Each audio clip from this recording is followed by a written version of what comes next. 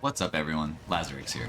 Lately I've been having a blast playing Path of Exile 2 in Early Access, and I wanted to take this opportunity to make a video and share some of the things I've learned that have brought me success. I want to go over some of the settings that I've changed in Path of Exile 2 to make my experience smoother and hopefully yours too.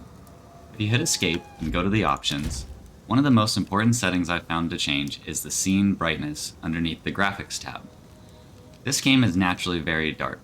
Now, of course, this is personal preference and going to depend on your monitor and graphics settings, but I found that turning the scene brightness up considerably made it much easier to see enemy mobs as well as enemy abilities, making it significantly easier to avoid them and avoid death. You may also turn up the UI brightness setting if you desire. Next, I recommend going to the Interface tab, scrolling down, making sure that Show Corner Map is checked, taking the slider for landscape transparency and going all the way down. If you look on our screen here, you can see our map and see the changes that this does. I find that with landscape transparency turned all the way down, it makes it much easier to navigate throughout the world. I also like to turn the map transparency down. I also like to scroll further down in the Interface tab to the Items section. I make sure that Always Show Sockets and Support Gem Utility pop-up are checked.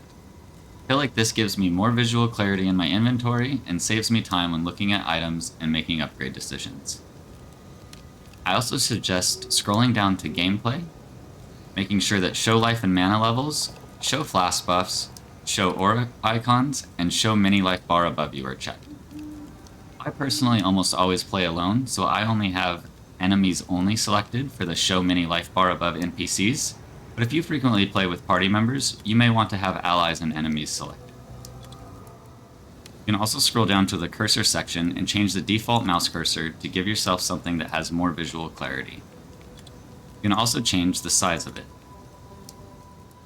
You can also go to the Input tab and change your input key bindings.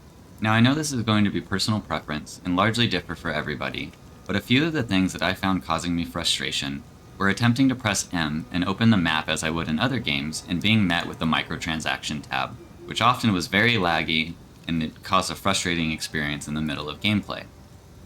So for that, I changed my world screen key binding to M. Another key binding that I decided to change was my inventory button. I found that pressing I was just simply too far across the keyboard and changed it to something more easily accessible while my fingers were resting on WASD. I decided to choose B. But I suggest finding something that's comfortable for you, as you will often be opening the inventory and the world map throughout the gameplay. In order to create a support gem, you need an uncut support gem. If you right-click on the support gem, it'll open the gem cutting menu, showing your abilities that are available to support on the left side. You see here we have 3 different abilities: our basic attack Mace Strike, the ability Rolling Slam, and the ability Bone Shatter. With each of these abilities, it shows that we have 3 suggested support gems available. However, these are not the only support gems that are available to us. If you click on the bottom left here, you'll see that there's the tab All Gems. This will give us access to significantly more gems. You can also click on a specific color here to filter or sort the gems by specific color. Red gems are going to be gems that have a strength requirement, green gems will have a dexterity requirement, and blue gems will have an intelligence requirement. You can also further filter the gems by going to this keywords box down here and typing in a keyword that you would like to search for. Let's go back to All Gems and hover over one of our abilities so we can see what kind of support gems we need for that ability. If you hover over an ability such as Mace Strike, you'll see that Mace Strike is an attack, an AoE ability, a melee ability, and a strike ability.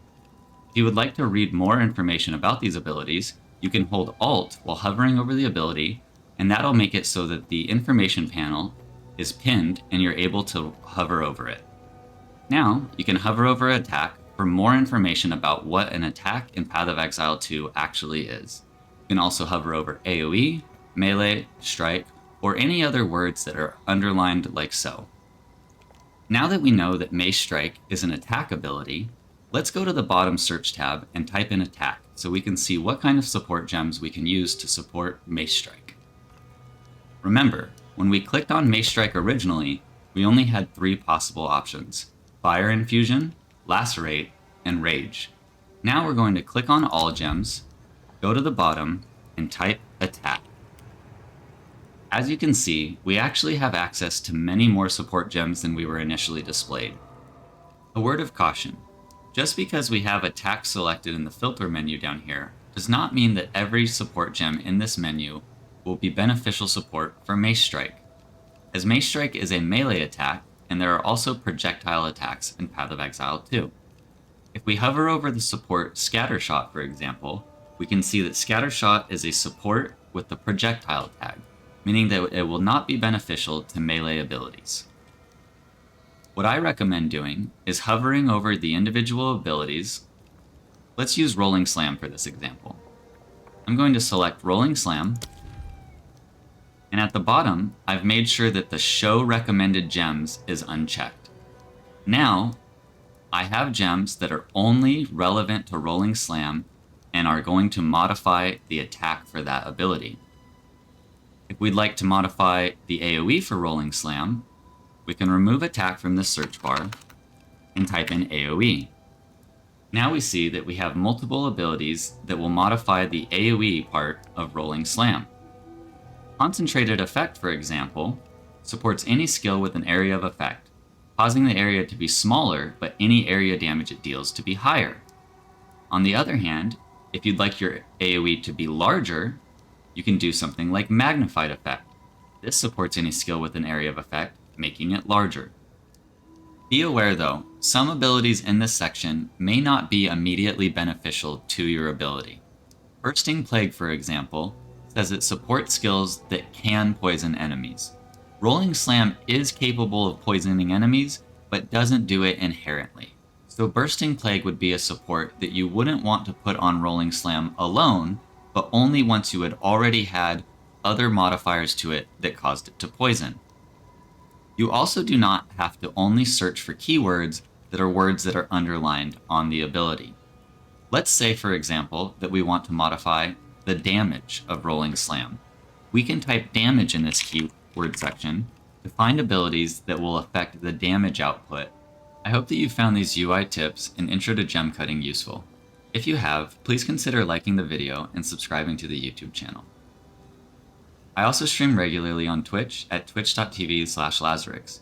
You can find the link in the description below. I'm always happy to have new players and answer any questions that I can. One of the things I recommend you do while progressing through the Path of Exile 2 campaign is to frequently consult the world screen, default keybinding U. If you open the world screen, you'll find a bunch of beneficial information. For example, in the original zone, we can see a grayed out skull icon.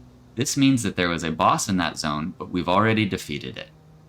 However, if you look at the zone we are currently in, noted by the little green icon on the waypoint, you will see that Clearfell has a few side objectives aside from the quests. There is a mysterious campsite here that's denoted by a little chest, which means there will be additional loot in that area, and a highlighted boss icon, which means that you have not yet defeated that boss. I recommend that you do all of these objectives, especially if you're having difficulty progressing through the campaign, as they will likely give you items and beneficial skill attributes that will make your progression much easier.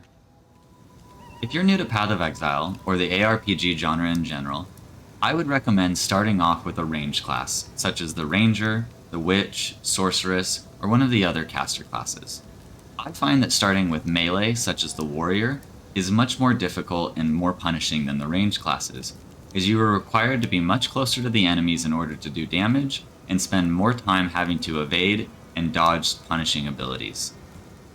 If you are playing an attack-based character, such as a Warrior or Ranger, I highly suggest that you focus on upgrading your weapon, as this will be where you will get the most bang for your buck for your currency, as that has the biggest impact on your damage output.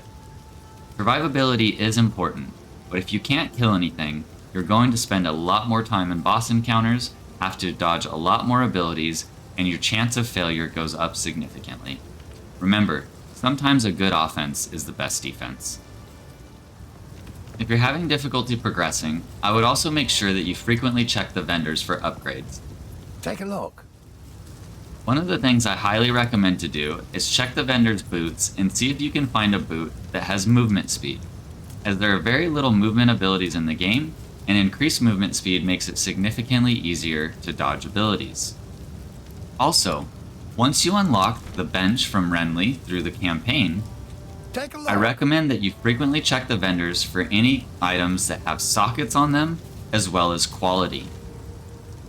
If you buy an item with a socket, such as this crossbow for 89 gold, you can see that we can go over to the salvage bench here and salvage the equipment. You see that salvaging equipment items with quality or sockets give the currency that will allow you to provide quality to those same type of items. So for example, if we salvage this crossbow, you'll see that we get an artificer's shard.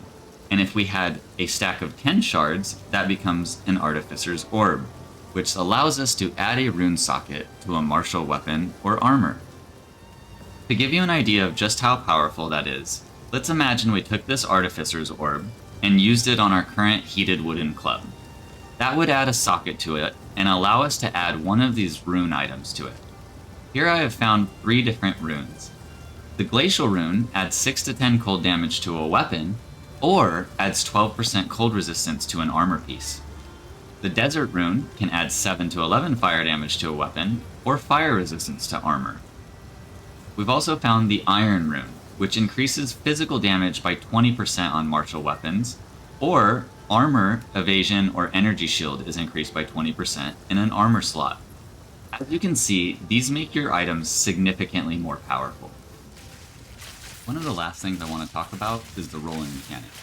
Make sure that you're using this as a last resort to dodge abilities, and not just panic rolling every time something is coming towards you.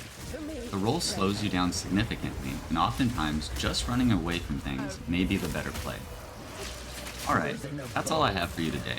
If you have any questions or suggestions, please leave them in the comments below or come visit me on Twitch. Thanks, and good luck out there, Exiles.